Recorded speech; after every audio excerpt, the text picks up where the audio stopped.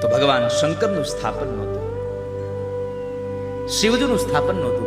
એટલે બહુ એને દુઃખ લાગ્યું અને પોતે 13 શ્લોકોમાં ભાષણ કરી અને સભાસદોને સંબોધીને કહ્યું કે હે સભાસદો, સાંભળી લો, જેણે જેણે શંકરની નિંદા કરી છે એને પણ શંકરની નિંદાનું ફળ, અને જેણે સાંભળી છે એને પણ નિંદાનું ફળ મળજો.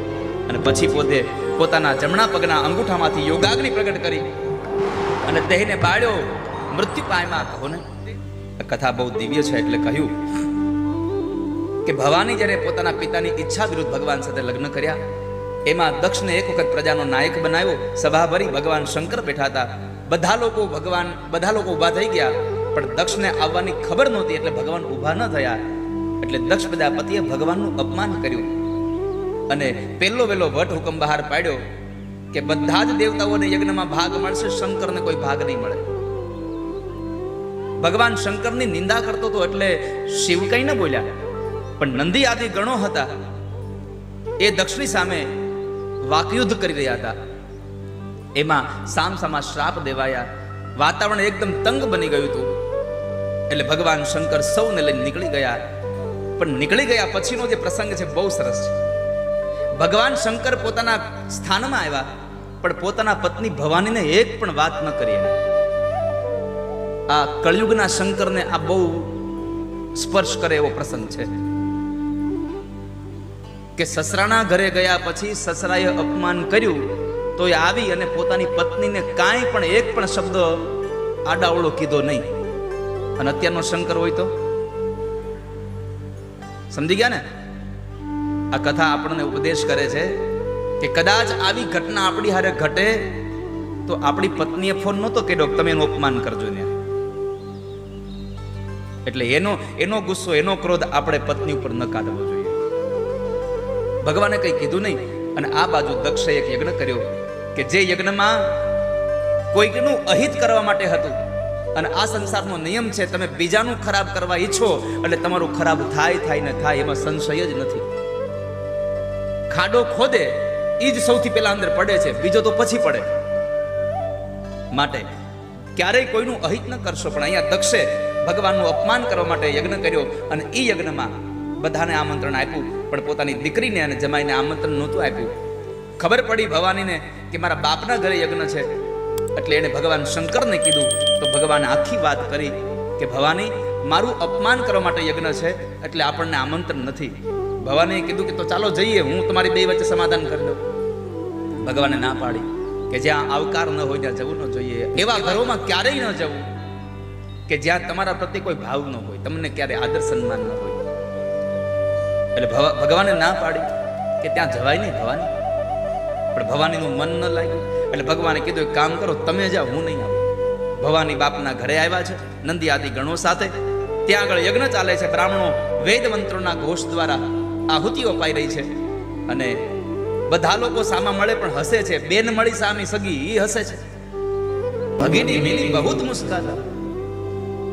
બેનો મળે છે, હસે છે. યજ્ઞશાળામાં જાય તો બાપ દીકરીને આવીને જોઈને અવળું જોઈ જાય છે. અને ત્યારે દીકરીને દુઃખ બહુ લાગ્યું કે બધા તો ભરે ફરી ગયા, મારો બાપ ફરી ગયો. પતિના ઘરેથી ત્યજાય અને બાપના ઘરે જ્યારે દીકરી આવે અને દીકરીનો બાપ જો દરવાજા બંધ કરી દે તો હવે દીકરી જાય ક્યાં, શું કરે?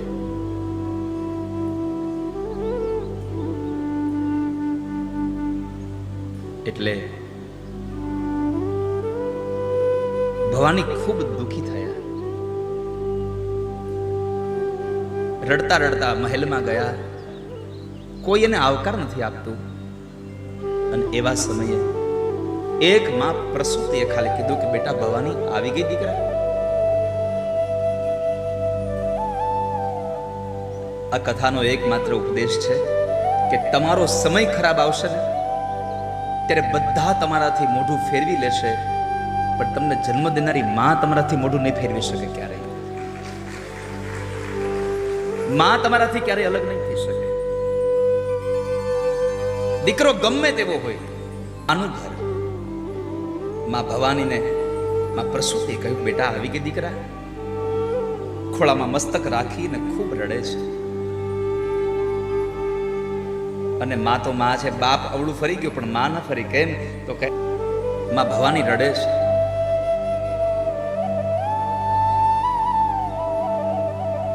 પ્રસૂતિની દીકરીના મસ્તકમાં હાથ ફેરવે, સાંત્વના આપે છે કે બેટા રડીશ નહીં.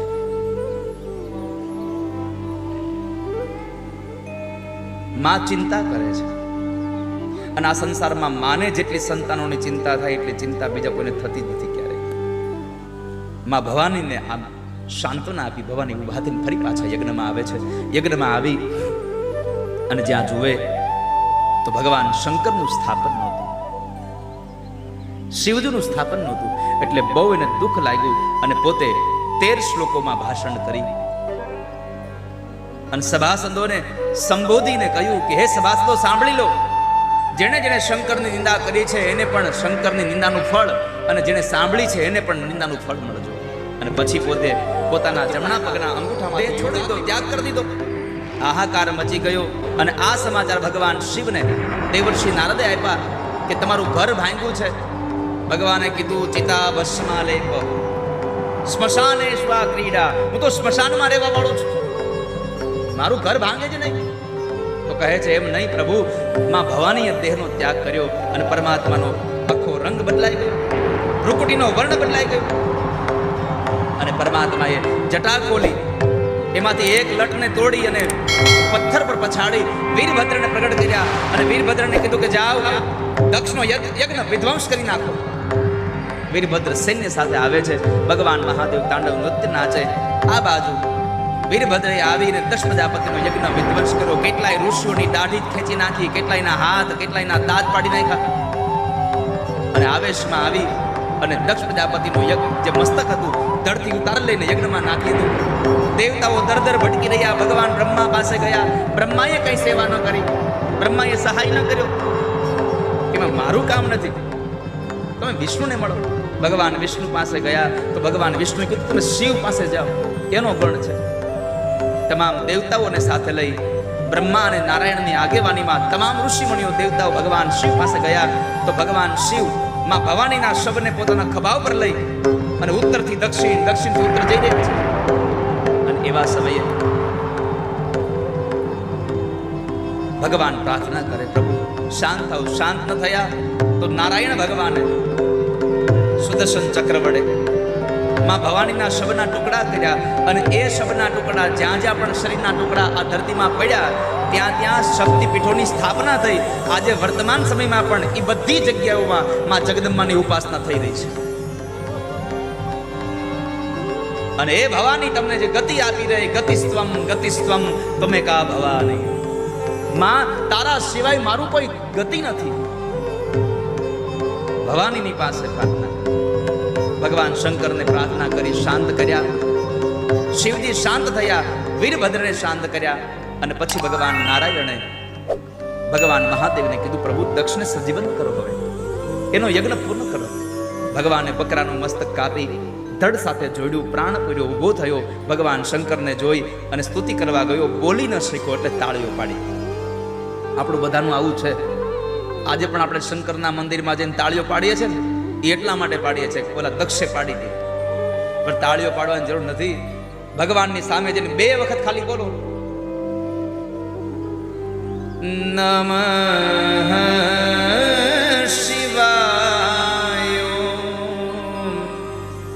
નમઃ શિવાય, નમઃ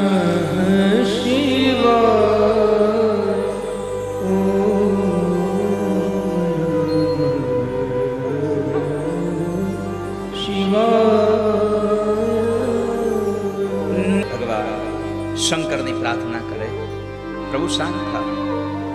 પરમાત્મા શાંત થયા હતા. એ જ દક્ષ પ્રજાપતિએ ભગવાનની સ્તુતિ કરી અને અંતે એનો યજ્ઞ પરમાત્માએ સંપન્ન કરાવ્યો. આ યજ્ઞમાં દક્ષનું અહિત એટલા માટે થયું કે એનો યજ્ઞ હતું વૈદિક કર્મ, પણ એનો ભાવ બીજો હતો. આ ઉપદેશ આપણને આપે છે કથાનો કે તમે ભલે સત્કર્મ કરો, પણ સત્કર્મમાં જો તમારો ભાવ સારો નહીં હોય તો એ સત્કર્મનું ફળ પણ સારું નહીં આવે. માટે સત્કર્મ કરો તો ભાવ સારો રાખો. દક્ષ પ્રજાપતિનો યજ્ઞ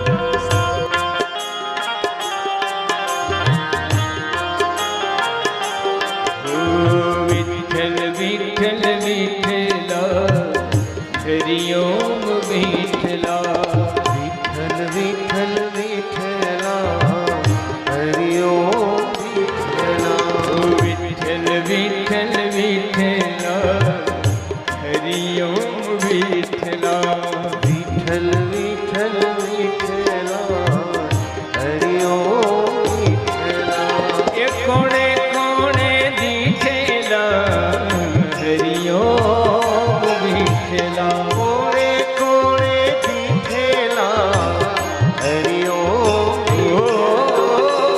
કોણે કોણે દીઠેલા હરિ ઓમ વિઠ્ઠલા કોણે કોણે દીઠેલા હરિ ઓમ ભક્તજનોએ દીઠેલા હરિ ઓમ વિઠ્ઠલા ભક્તજનોએ દીઠેલા